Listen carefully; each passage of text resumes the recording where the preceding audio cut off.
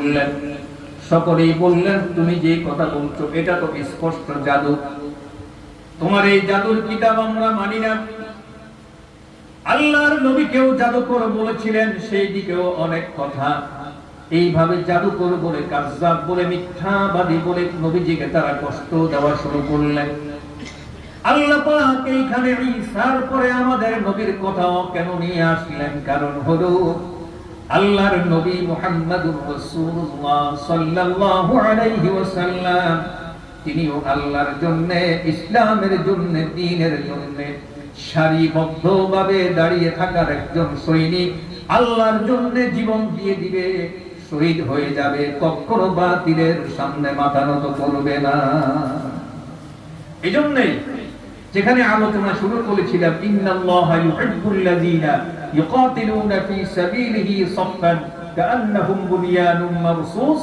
আল্লাহ ওই মানুষগুলোকে ভালোবাসেন যারা নাকি সারিবদ্ধভাবে দাঁড়িয়ে থাকে, আল্লাহর জন্য সংগ্রাম করবে, লড়াই করবে, জিহাদ করবে, শহীদ হবে। ওই মানুষগুলোকে আল্লাহ পাক ভালোবাসেন। তাদের কিছু পরিচয় দিতে গিয়ে ঈসার কথা নিয়ে আসলেন, সিরিয়াল অনুযায়ী আবার মূসার কথাও নিয়ে আসলেন আমাদের নবী মুহাম্মদ সাল্লাল্লাহু আলাইহি ওয়াসাল্লামের কথা। আল্লাহর নবী তিনি যখন মানুষের সামনে কোরআন উপস্থাপন করলেন আর বললেন, তোমরা কালেমা পড়ো, এক আল্লাহর ইবাদত করো।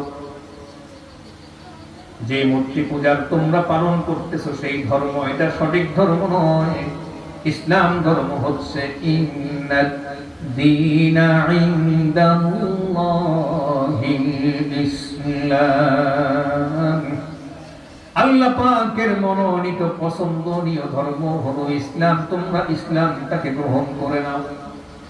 সর্বপ্রথম যেই লোকটা নবীজির এই কথার বিরোধিতা করেছিল সেই লোকটাই ছিল নবীজির চাচা আবু লাহাব। নবীজির আপন চাচা আবু লাহাব নিজের আপন চাচা হাতে পাথর নিয়ে নবীজির চেহারায় নিক্ষেপ করলেন।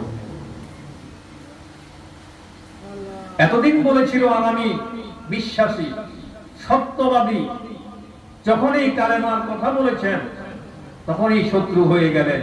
নিজের আপন চাচা নিক্ষেপ করলেন পাথর। আল্লাহ পাক আয়াত নাযিল করে দিলেন, তাব্বাত ইয়াদা আবি লাহাবিন ওয়া তাব।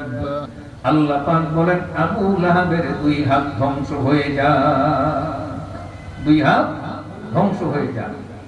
এখানে একটা শিক্ষা আছে। পাথর মারছে এক হাতে, কয় হাতে? দুই হাতের কথা কেন বললেন? কারণটা কি? কারণ আছে না? আমরা যদি একটা ঢিল মারতে যাই কোথাও, আমাদের বাম হাতটা কি সোজাই থাকে না লাড়াচাড়া দিয়ে উপরের দিকে উঠে? উঠে কি উঠে না?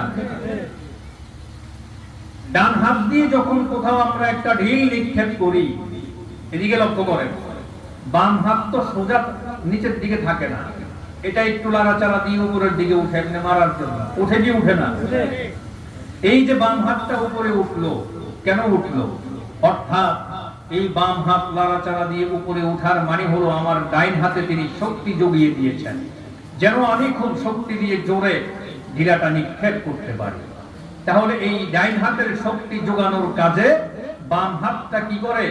সহযোগিতা করে, লাড়াচাড়া দিয়ে উঠে।